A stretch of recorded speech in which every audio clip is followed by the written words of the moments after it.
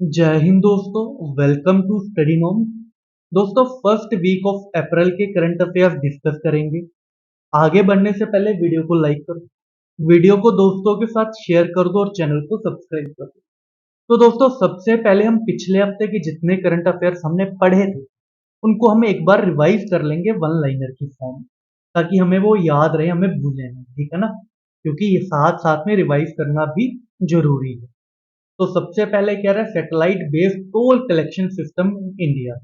तो हमारे जो यूनियन मिनिस्टर हैं, minister of road transport and highway Nitin Gadkari साहब, उन्होंने कहा कि आने वाले टाइम पे हम फास्ट टैग को खत्म कर देंगे और जो टैक्स होगा, आपका रोड टैक्स होगा, वो सैटेलाइट बेस्ड जो है कटेगा। ठीक है दोस्तों, इसमें आपका जो नंबर प्लेट है वो लिंक हो जाएगी बैंक अकाउंट के साथ, और जगह जगह पे आपके कैमरास लगे होंगे और उसमें एक टेक्नोलॉजी होगी जिसमें कि आपकी नंबर प्लेट को ऑटोमेटिकली रिकॉग्नाइज कर लेगा, और जितना डिस्टेंस आपने ट्रेवल करा होगा उतना आपका टैक्स जो है कट जाएगा आपके अकाउंट से डायरेक्टली। ठीक है दोस्तों, उसके बाद आ रहा है Sunil Chhetri, only Indian footballer to played 150 matches.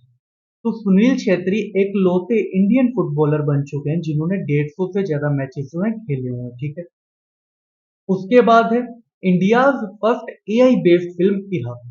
तो इरा जो है ये रिलीज हो चुकी है 4 अप्रैल की। ठीक है, जो कि first artificial intelligence based movie है जिसमें कि डार्क साइड बताया गया है। किसका डार्क साइड बताया गया है? एआई का, आर्टिफिशियल इंटेलिजेंस का।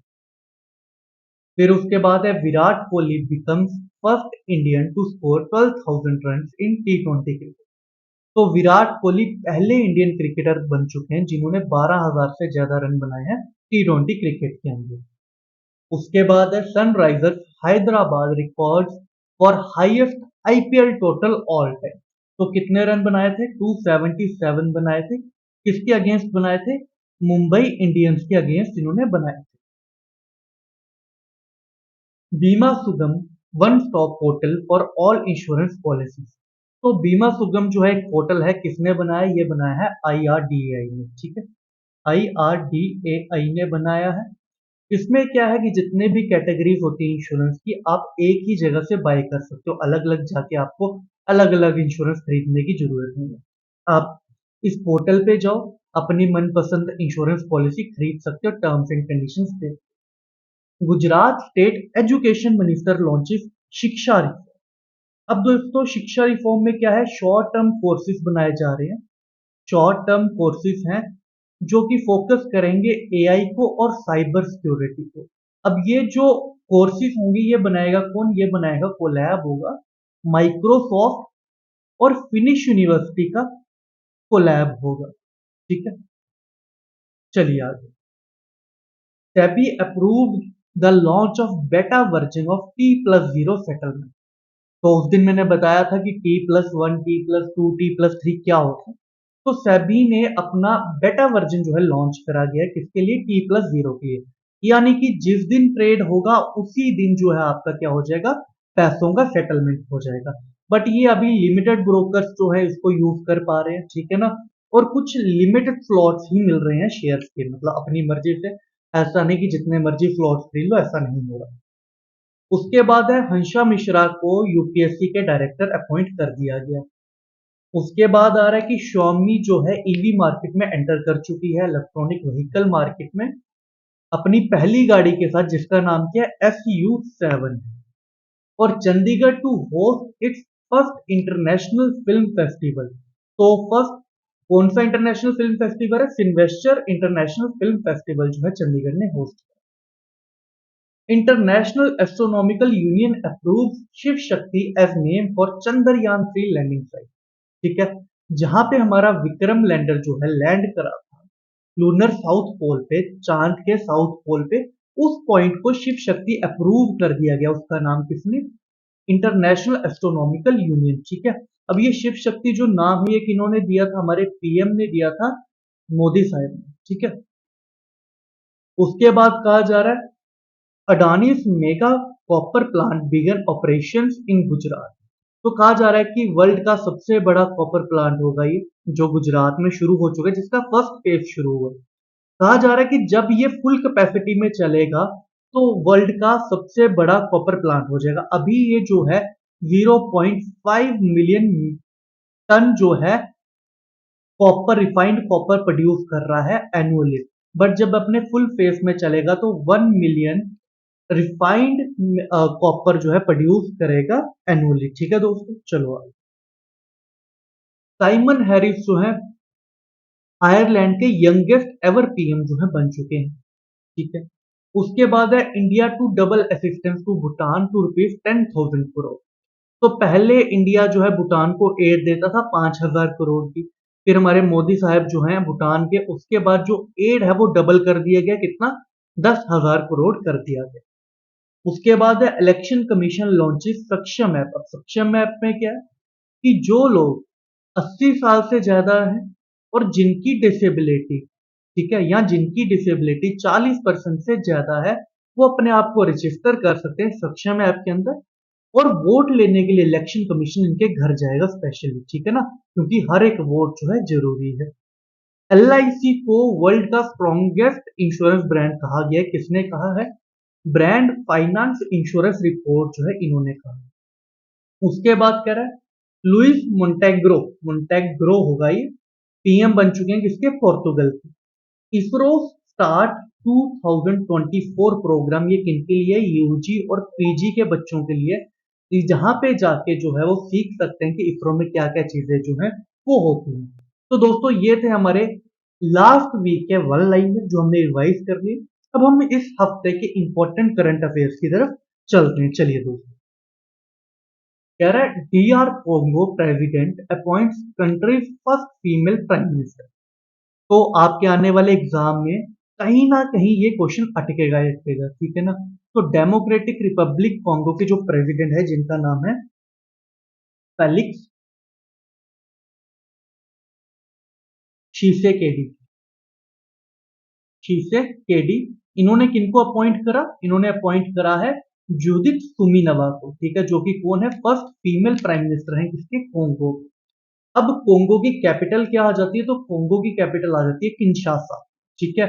और करेंसी भी इंपॉर्टेंट हो जाती है, ठीक है ना। स्टैटिक पॉइंट में आ सकता है आपको, स्टैटिक जीके के रेफरेंस से ये चीजें आपसे पूछी जा सकती है, ठीक है ना। स्टैटिक और करंट को इकट्ठे करके इस तरह के क्वेश्चन आराम से आपके बनते हैं।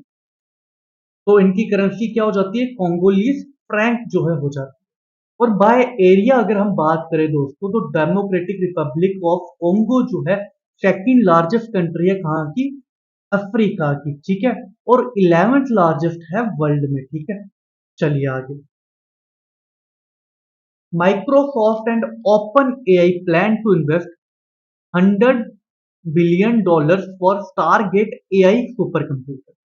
तो माइक्रोसॉफ्ट और ओपन एआई जिन्होंने चैट जीपीटी बनाया, वो प्लान कर रहे हैं कि हम AI artificial intelligence super computer बनाए स्टारगेट, जो कि 2028 तक जो है बन के रेडी हो जाए, ठीक है दोस्तों। तो यहां से आपको क्या पूछा जा सकता है कि ओपन एआई और कौन सी कंपनी जो है मिलकर टारगेट बना रही है, या माइक्रोसॉफ्ट और कौन सी कंपनी मिलकर टारगेट बना रही है, या माइक्रोसॉफ्ट और ओपन एआई मिलकर कौन सा सुपर कंप्यूटर जो है बना रही है, ठीक है दोस्तों। अब अगर बात करें यहां से सीईओ ऑफ माइक्रोसॉफ्ट, ये भी आपसे पूछा जा सकता है कौन है। तो सीईओ ऑफ माइक्रोसॉफ्ट हो जाएंगे आपके सत्य नडेला, सत्य नडेला। और अगर यहीं पे सीईओ ऑफ ओपन एआई पूछ ले, ठीक है, तो वो कौन हो जाएंगे? तो ये हो जाएंगे आपके सैम एल्टमैन। कौन हो जाएंगे? इधर सही कर देते हैं, तो हो जाएंगे सैम आल्टमैन। चलिए आगे। Miss Shefali B Sharan take charge as principal director general press information bureau, ठीक है। तो प्रिंसिपल डायरेक्टर जनरल पीआईबी के कौन बन चुके हैं? शेफाली बी शरण बन चुके हैं, ठीक है। तो दोस्तों 1990 बैच के ये इंडियन इंफॉर्मेशन सर्विसेज के ये ऑफिसर हैं, ठीक है दोस्तों। तो अब बात करें कि पीआईबी काम क्या करता है। पीआईबी का काम क्या होता है कि सरकार के जितने भी हमारे काम होते हैं, जैसे कि कोई भी न्यू चीज और निकाल दी, कहाँ पे जाना है, तो ये सब जो है प्रेस इंफॉर्मेशन ब्यूरो ही बाकी सारे प्रिंट मीडिया और इलेक्ट्रॉनिक मीडिया को बताता है कि सरकार इस दिन ये करने वाली है, सरकार इस दिन ये करने वाली है, आप आके जो अपनी कवरेज ले सकते हो। ठीक है, तो अगर बात करें पीआईबी जो है फॉर्म कब हुई थी, तो ये हुई थी 1919 में। ठीक है, इसका हेडक्वार्टर कहाँ पे है, तो हेडक्वार्टर है इसका न्यू दिल्ली में। ठीक है दोस्तों, चलिए आगे चलते। Manohar international airport in Goa launches Digi Yatra system. अब दोस्तों गोवा का इंटरनेशनल एयरपोर्ट है जो मोपा में है, जिसका नाम है मनोहर इंटरनेशनल। उन्होंने डिजी यात्रा सिस्टम जो है इंट्रोड्यूस कर दिया। इससे पहले 13 ऐसे एयरपोर्ट्स हैं जहां पे ये चीज शुरू हो चुकी है। अब बात आती है कि डिजी यात्रा आखिर में है क्या। तो दोस्तों जब आप एयरपोर्ट पे जाते हो तो बहुत सारे आपको चेक इन करने पड़ते हैं। इसी के बीच में आपको बहुत जगह सिक्योरिटी चेक इन करने पड़ते हैं, जहां पे आपको बोर्डिंग पास दिखाना पड़ जाता है, आपको अपनी आईडी दिखानी पड़ जाती है। तो इसी चीज को जो है इजी कर देता है कौन, डिजी यात्रा। ठीक है, डिजी यात्रा। तो ये जो है ये इंट्रोड्यूस किसने करा था, ये इंट्रोड्यूस करा था मिनिस्ट्री ऑफ सिविल एविएशन ने। किसने, मिनिस्ट्री ऑफ सिविल एविएशन। अब इनके मिनिस्टर कौन है, तो इनके मिनिस्टर हैं ज्योतिरादित्य सिंधिया। ठीक है, इन्होंने लॉन्च करा था, कब लॉन्च करा था, 2022 में। अब इसमें क्या है कि एक ऐप है जहां पे आपको क्या होता है, आपका फेस रिकॉग्निशन होता है और आपको जो है आपका बोर्डिंग पास जो है यहाँ पे अपलोड करना पड़ता है। तो जब आप एयरपोर्ट के अंदर जाते हो तो एक अलग से गेट होता है, डिजी यात्रा गेट। तो वहां पे जाके आपको अपना क्यूआर कोड जो आपको मिलता है वो आपको स्कैन करना है। तो आपको कोई सिक्योरिटी चेक इन नहीं करना, डायरेक्ट आप अंदर जा सकते हो और आपको लाइन से जो है मुक्ति मिल जाएगी। ठीक है दोस्तों, चलिए कोस्टल सिक्योरिटी एक्सरसाइज सागर कवच। तो सागर कवच कहाँ पे हुआ, लक्षद्वीप आइलैंड। ये इंपॉर्टेंट हो जाता है कि कहाँ पे हुआ और किनके बीच हुआ, ये जो है इंपॉर्टेंट हो जाता है एक्सरसाइज के बीच में। 1 से 2 अप्रैल तक चला, 2 दिन का था। ठीक है, किस किस के बीच में हुआ, तो दोस्तों ये हुआ इंडियन नेवी के बीच में, coast guard, marine police, fisheries, customer, other security agencies जो हैं इसमें इन्वॉल्व हुई थी। ठीक है दोस्तों, याद रखें। IPS love Kumar made IG in SPG for 2 years। तो लव कुमार को आईजी बना दिया गया है, इंस्पेक्टर जनरल बना दिया है, किसमें, एसपीजी में, स्पेशल प्रोटेक्शन ग्रुप में। तो अब स्पेशल प्रोटेक्शन ग्रुप का जो काम होता है ना इंपॉर्टेंट, वो काम होता है प्रोटेक्शन देना, किस, प्रोटेक्शन देना पीएम को।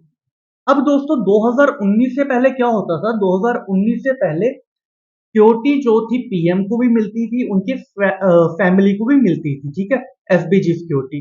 बट 2019 में जो है एक एक्ट आया, ठीक है, अमेंडमेंट करेगी किसमें, एसपीजी एक्ट में 2019 में। उसमें कहा गया कि अब जो एसपीजी है सिर्फ और सिर्फ पीएम के लिए ही रहेगी। और उसके बाद आज तक जो है एसपीजी सिर्फ और सिर्फ मोदी साहब को ही अभी तक मिलती आ रही है। ठीक है दोस्तों, और फॉर्म कब हुई थी एसपीजी, 1988 में जो है फॉर्म हुई थी। ठीक है दोस्तों, चलिए आगे। मतलब इसकी सोल रिस्पॉन्सिबिलिटी जो है वो है प्रोटेक्शन ऑफ पीएम ही है। चलिए आगे कह रहा है Bilkis Mir the Indian women jury member at Paris Olympic, first Indian women jury. ठीक है, तो बिल्किस मीर को फर्स्ट इंडियन वुमेन बन चुकी है जो जूरी रहेगी आने वाले पेरिस ओलंपिक्स में, जो कब होगा, जुलाई से लेकर अगस्त में होगा, 2024 इसी साल होगा। ठीक है दोस्तों, अगर आप बिल्किस मीर की बात करें हमारे जेकेएसएसबी के लिए बहुत इंपॉर्टेंट हो जाता है। क्यों, क्योंकि बिल्किस मीर जो है ये हमारे जम्मू कश्मीर की ही है। ठीक है दोस्तों, और इन्होंने करा कि इन्होंने वाटर स्पोर्ट को बहुत प्रमोट करा है। और खुद ये किसके प्लेयर रहे हैं, तो खुद ये प्लेयर रहे हैं कैनिस्ट के। अब कैनिस्ट क्या होता है, एक छोटी बोट होती है, हल्की बोट होती है जिसमें एक ही बंदा होता है, थोड़ी लंबी होती है, वो जो है चलाते हैं, उसको कैनिस्ट बोला जाता है। ठीक है दोस्तों, चलिए यार, India has a number one as Arjun Erigaisi climbs to number 9 in the world. तो दोस्तों अब क्या, तो इन्होंने नंबर 1 आ चुके हैं रेटिंग में, ठीक है। जो फिडे रेटिंग करता है चेस प्लेयर्स की, तो नंबर 1 इंडिया का कौन है? अर्जुन इरेगैसी है। और सेकंड नंबर पे कौन है? विशी अनंत, ठीक है, विशी अनंत, जिनको विश्वनाथन अनंत भी कहा जाता है दोस्तों, ठीक है। अब इससे पहले भी जो है फर्स्ट नंबर पे क्रॉस करा था विशीनंद को। विशीनंद क्या था, काफी टाइम से नंबर 1 ही रहे थे इंडिया के, बट थोड़ी देर पहले डी गुकेश ने इनको जो है क्रॉस करा था, और अब जो है अर्जुन इरागैसी ने भी इनको क्रॉस कर लिया। अब कहा जा रहा है कि सेकंड नंबर पे कौन है, तो सेकंड नंबर पे आ जाते हैं आपके विशीनंद, विश्वनाथन आनंद, ये आ जाते हैं।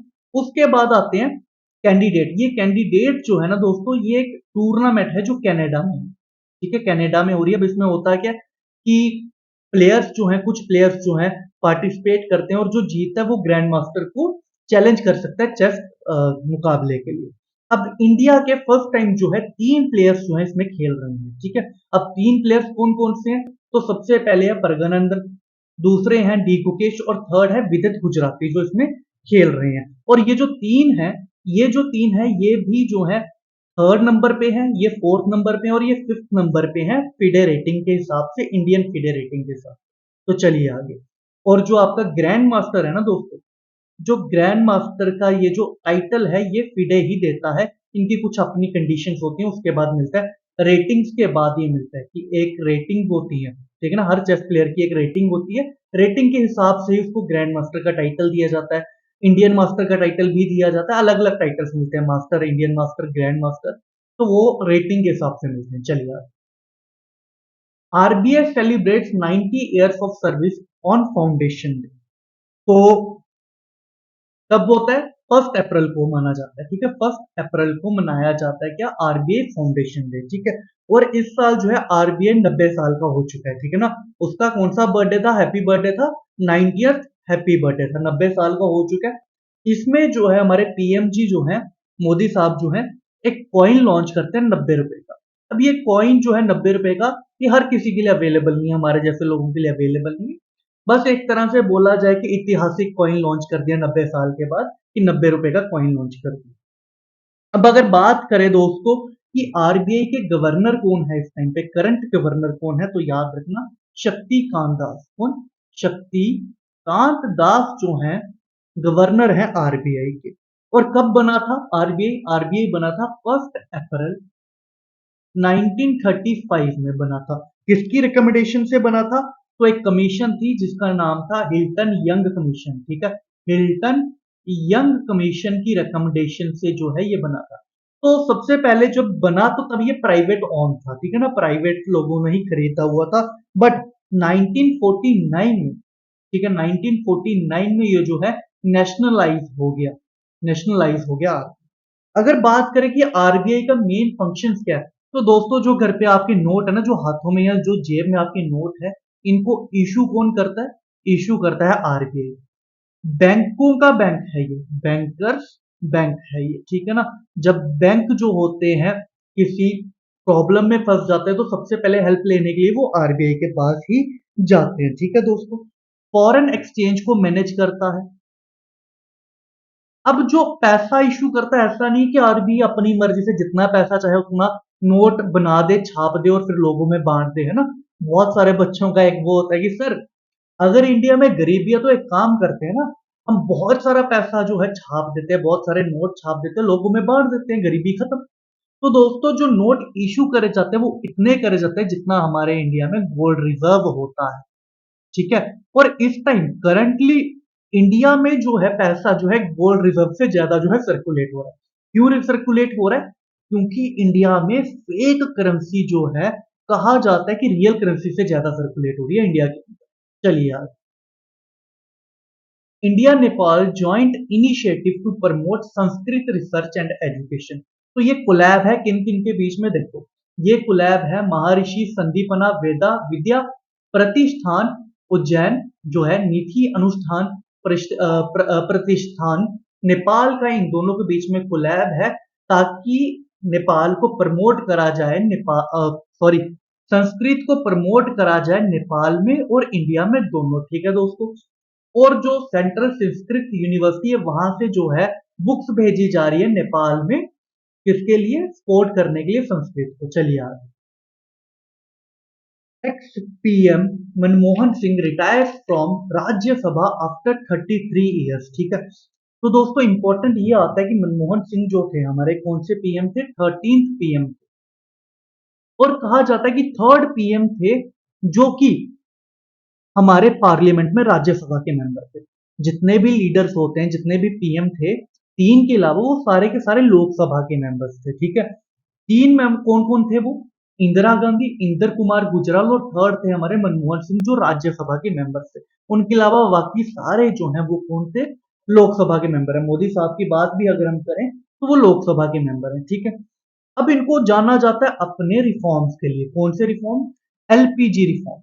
अब एलपीजी रिफॉर्म्स कौन से हैं, आपका लिबरलाइजेशन, प्राइवेटाइजेशन और ग्लोबलाइजेशन करा था, जिसमें कि बाहर की कंपनीज को बोला था इंडिया में आपके इन्वेस्ट करो। ठीक है ना, तो वो जो था एक बहुत बड़ा स्टेप था पीवी नरसिम्हा राव की गवर्नमेंट में, सरकार में, जब इन्होंने एलपीजी रिफॉर्म्स जो है अपने लाए थे। और कब लाए थे, 1991 में लाए थे। ठीक है दोस्तों, अब बात करें अगर राज्यसभा की, तो राज्यसभा जो है किस आर्टिकल में आता है, तो आर्टिकल 80 के अंदर आता है। तो राज्यसभा को एक और नाम से जाना जाता है, काउंसिल ऑफ स्टेट।